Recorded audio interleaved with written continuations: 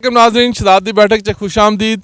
तो अज असी पहुंचे हाँ ओकाड़ा के नवाई गांव 34-2 दे विच, जिथे ब्रिटिश दौर की एक कदीम कोठी जिन्होंने 9 लखी कोठी आख्या जाता है वो मौजूद है। तो यकीनन ये ओकाड़े दे विच एक ब्रिटिश दौर का एक तारीखी हैरीटेज है जिहड़ी उस दौर दे विच 9 लाख की लागत ना तामीर की गई सी। अज असी इस तारीखी कोठी का तुहानू इहदा विजिट करवा रहे हैं। तो उम्मीद है कि तुहानू साडी अज दी ये वीडियो पसंद आएगी। तो अगर तुहाडी दिलचस्पी हैरीटेज नू जानन दी है जिहड़ा कि साडे इलाके दे विच जा बुझा बिखरिया पिया वे, तो तुसी फिर इस वीडियो नू पूरा वेखियो ते साडे नाल जुड़े रहियो।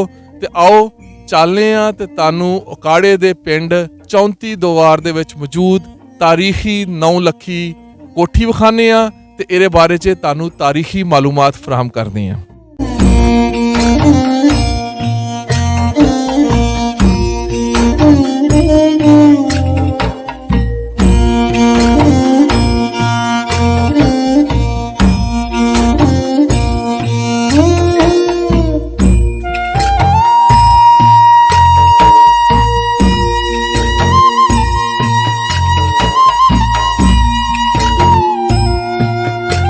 नाज़रीन, अकाड़े दे अनवाई पिंड 34-2 दे विच मौजूद ये तारीखी 9 लखी हवेली ये अंग्रेज़ी दौर दे विच तामीर की गई और ख़ास तौर पे 1910 के बाद जो गंजी बार दे इलाके नू आबाद करन दा सिलसिला शुरू होया, तो उस दौर दे विच गंजी बार दे इस इलाके दे विच ज़मीनां अलाट कीतियां गईयां ताकि गंजी बार दे इस इलाके नू आबाद किया जा सके।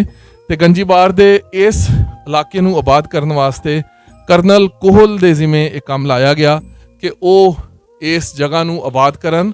ये वो दौर सी जो पंजाब दे विच नहरी निज़ाम जिहड़ा वे वो कायम किया जा रहा सी और नहरां कड्ढियां जा रही सन। तो उस दौर दे विच ओकाड़ा दे नवाई पिंड 34-2 दे विच ये हवेली 9 लाख की लागत दे नाल बनाई गई। और इस हवेली की खूबसूरती ये वे कि इस हवेली नू ब्रिटिश दौर दे विच एक गैसट हाउस के तौर पर, एक रेजिडेंशियल मकाम के तौर पर जिहड़ा वो इस्तेमाल किया गया। और इहदे विच कॉन्फ्रेंस हाल सन, इहदे विच मीटिंग हाल सन, इहदे बाथ बहुत खूबसूरत बनाए गए सन। ते सब ना वड्डी गल ये वे कि जदों पंजाब का पहला पन बिजली घर लाया गया तो उदों उहदी पहली सप्लाई जिहड़ी है बिजली की वो इसी कोठी नूं दित्ती गई सी। यानी कि ये वो जगह वे जिथे पहली बारी बिजली जिहड़ी है वो आई सी और ये वो कमरे ने जिथे पहली दफ़ा पखे चले सन। और तुसीं वेख सकते हो कि कमरे बड़े ही खूबसूरती नाल बनाए गए ने। ये कुछ कॉन्फ्रेंस हाल ने, वड्डे सिटिंग रूम ने जिथे हजे भी अंग्रेज़ी दौर दीयां यादां जिहड़ियां ने वो ताज़ा ने। नाज़रीन, इत्थे अगर तुसीं गौर नाल इहदियां दीवारां नूं वेखो तो दीवारां जिहड़ियां ने वो पक्की इट नाल बनाईयां गईयां ने, जदों कि उहदे उत्ते पलस्तर जिहड़ा है वो बड़े एक मखसूस मटीरियल दे नाल कीता गया वे। और अगर तुसीं गौर नाल वेखो तो इस मटीरियल दे विच पराली दा भी इस्तेमाल किया गया वे, लेकिन वक्त दे नाल नाल ये बिल्डिंग कमज़ोर हो के डिग रही है। आओ अगे बढ़ने आ ते असीं इस कोठी दे मुख्तलिफ कमरे जिहड़े ने वो वेखने आ। इस वक्त असीं एक वड्डे कमरे दे विच मौजूद हाँ, शायद ये किसी दौर दे विच मीटिंग रूम होवे। इहदे उत्ते लोहे दे वड्डे गार्डर जिहड़े ने पाए गए ने, लकड़ी दे बालियां दा इस्तेमाल किया गया वे। इहदे अलावा एयर ही एंट्रेंस है, तुसीं वेख सकदे हो। छत्तां मुख्तलिफ जगह तो तुसीं वेख सकदे हो डिगण वालियां होईयां ने। ये बहुत ही खूबसूरत बिल्डिंग है जिहड़ी उस दौर दे विच बनाई गई और ख़ास तौर पे इस बिल्डिंग नूं ब्रिटिश अंपायर ने अपने खास जिहड़े मकासद सन उन्हां वास्ते इस्तेमाल किया। और इस बिल्डिंग दे विच पूरे इलाके दा रिकॉर्ड रखिया जांदा सी। इहदे अलावा जिहड़े ब्रिटिश अफसरान आंदे सन वो भी इस कोठी दे विच आके क्याम करदे सन। और नाज़रीन, तुहानूं मैं एक बारी फिर दसदा जावां कि ये कोठी उस दौर दे विच यानी 20वीं सदी के आगाज़ दे विच ये कोठी तकरीबन 9 लाख की लागत दे नाल तामीर की गई सी।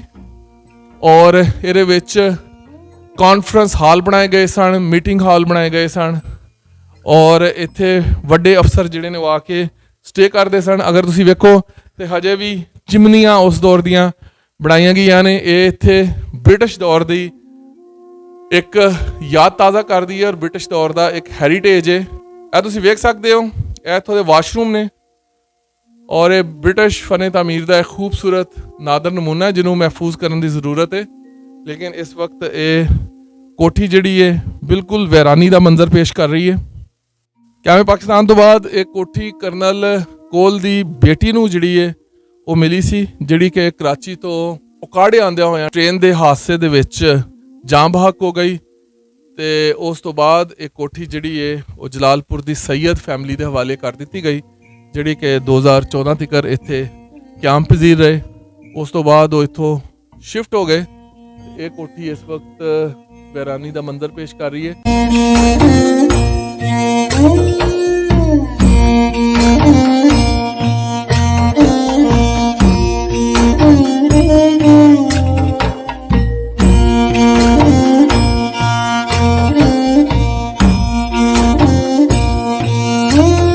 ਨਾਜ਼ਰੀਨ ਤੁਸੀਂ ਵੇਖ ਸਕਦੇ ਹੋ ਇੱਥੇ ਕੈਬਨਿਟਸ ਵੀ ਮੌਜੂਦ ਸਨ ਔਰ 2014 ਤੱਕ ਜਦੋਂ ਇੱਥੇ ਸੈयद ਫੈਮਿਲੀ ਮੁਕੀਮ ਰਹੀ ਹੈ ਤੇ ਉਦੋਂ ਤੱਕ ਇੱਥੇ ਖੂਬਸੂਰਤ ਫਰਨੀਚਰ ਗਾਲੀਚੇ ਵਗੈਰਾ ਸਭ ਕੁਝ ਮੌਜੂਦ ਸਨ।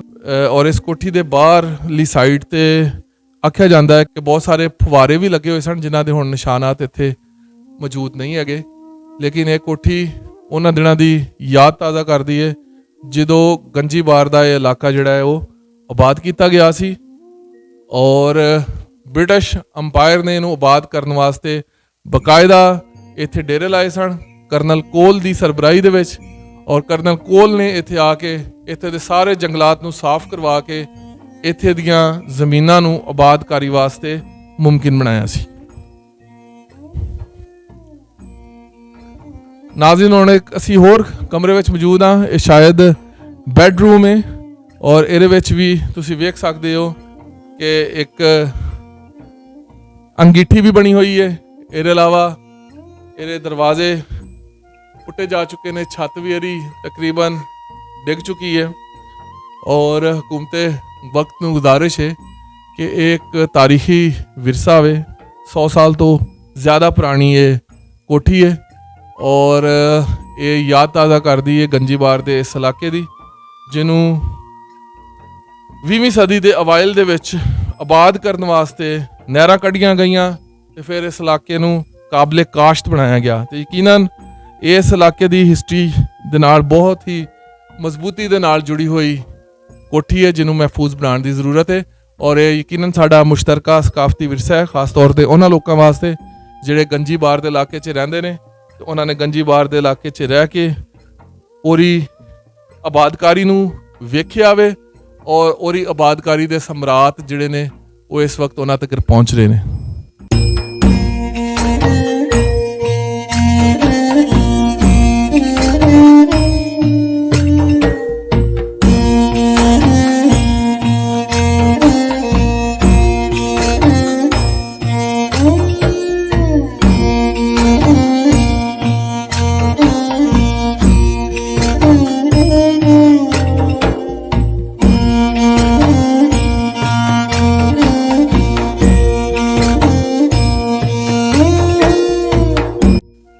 ਨਾਜ਼ਰੀਨ ਦੇ ਬਾਹਰ ਦੇ ਬਰਾਮਦੇ ਤੁਸੀਂ ਵੇਖ ਸਕਦੇ ਹੋ ਇਸ ਵਕਤ ਇੰਤਹਾਈ ਮਖਦੂਸ਼ ਹਾਲਤ 'ਚ ਨੇ ਔਰ ਇਹ ਕੋਠੀ ਬ੍ਰਿਟਿਸ਼ ਫਨ ਤਾਮੀਰ ਦਾ ਇੱਕ ਨਾਦਰ ਨਮੂਨਾ ਹੈ ਜਿਹੜਾ ਕਿ ਗੰਜੀਬਾਰ ਦੇ ਇਸ ਇਲਾਕੇ ਦੇ ਵਿੱਚ ਮੌਜੂਦ ਹੈ ਔਰ ਇਹਨੂੰ ਯਕੀਨਨ ਮਹਿਫੂਜ਼ ਬਣਾਉਣ ਦੀ ਜ਼ਰੂਰਤ ਹੈ ਤਾਂ ਕਿ ਆਉਣ ਵਾਲੀ ਨਸਲਾਂ ਨੂੰ ਇਸ ਤਾਰੀਖੀ ਵਿਰਸੇ ਤੋਂ ਰੂਸ਼ਨਾਸ ਕਰਵਾਇਆ ਜਾ ਸਕੇ।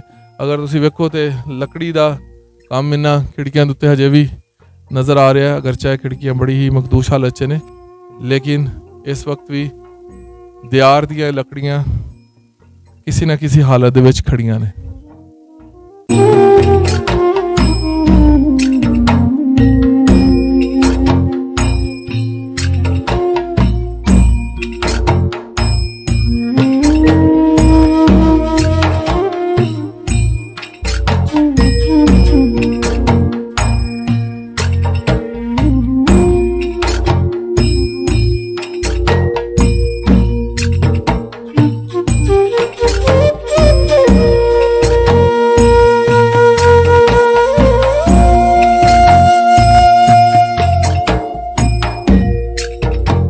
ਨਾਜ਼ਰੀਨ ਤੁਸੀਂ ਵੇਖ ਸਕਦੇ ਹੋ ਕਿ ਵਾਸ਼ਰੂਮ ਕਮੋਡ ਲੱਗਿਆ ਹੋਇਆ ਸੀ ਔਰ ਅੰਗਰੇਜ਼ੀ ਦੌਰ ਦੇ ਹੀ ਵਾਸ਼ਰੂਮ ਨੇ ਜਿਹੜੇ ਇੱਥੇ ਮੌਜੂਦ ਨੇ, ਲੇਕਿਨ ਇਸ ਵਕਤ ਇੰਤਹਾਈ ਮਖਦੂਸ਼ ਹਾਲਤ 'ਚ ਨੇ।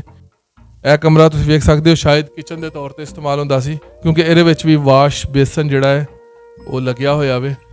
ਇਹਦੇ ਇਲਾਵਾ ਬਿਜਲੀ ਦੀਆਂ ਤੁਸੀਂ ਪੁਰਾਣੀ ਵਾਇਰਿੰਗ ਲੱਕੜੀ ਦੀ ਪੱਟੀ ਵਾਲੀ ਵੇਖ ਸਕਦੇ ਹੋ, ਜਿਹੜੀ ਇਹਦੇ ਰਫਤਾਂ ਦੀ ਯਾਦ ਤਾਜ਼ਾ ਕਰਨ ਦੀ ਹੈ।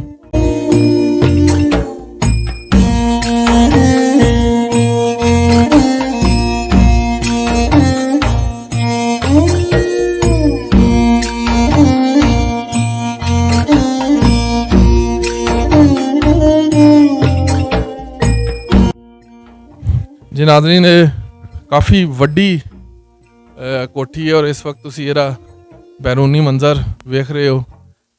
खूबसूरत इहदी एंट्रेंस है जिथे इस वक्त मुकामी जिमीदार ने तूड़ी रखी हुई है और इस वक्त क्योंकि कोठी किसी दे तसरफ दे विच नहीं, इस्तेमाल च नहीं, इसलिए इस वक्त वैरानी दा मूँह बोलदा सबूत पेश करन दी है। लेकिन मैं एक बार फिर आखांगा कि कोठी ब्रिटिश हैरीटेज का एक खूबसूरत नमूना में जिन्हों महफूज करने की ज़रूरत है।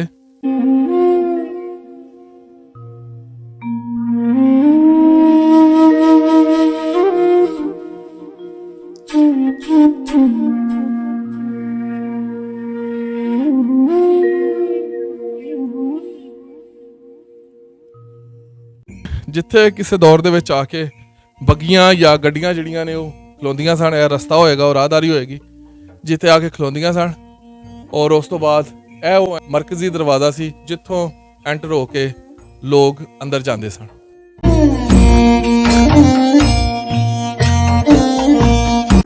नाज़रीन तुसीं वेख सकते हो इस वक्त भी कुछ लोग इस कोठी नूं वेखण वास्ते इत्थे मौजूद ने और इत्थों दे मुकामी लोग, गिरदोनवा दे लोग अक्सर इस कोठी नूं वेखण वास्ते आंदे ने।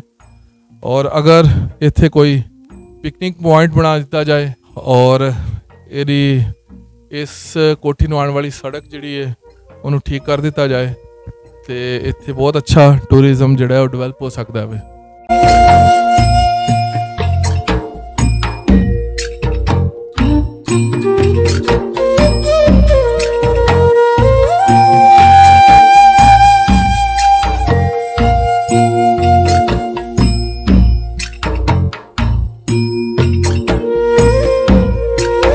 जी नाज़रीन, अज असी पहुंचे सां अकाड़े दे नवाई गांव 34 दोआर दे विच और इत्थे असी तुहानूं ब्रिटिश दौर की मौजूद 9 लखी हवेली विखाई, जिहड़े बारे च आख्या जांदा है कि उस दौर दे विच इस ते 9 लाख रुपया लाया गया सी और ये हवेली बनाई सी करनल कोल ने, जिन्हां ने गंजीबार दा ये इलाका आबाद कीता सी। और ये वो दौर सी जदों नहरां कड्ढियां जा रहीआं सन और गंजीबार दे इस इलाके नूं आबाद कीता जा रहा सी। अज ये कोठी वैरानी का मूँह बोलदा सबूत पेश कर रही है और उम्मीद है कि तुहानूं अज दी ये वीडियो पसंद आई होगी।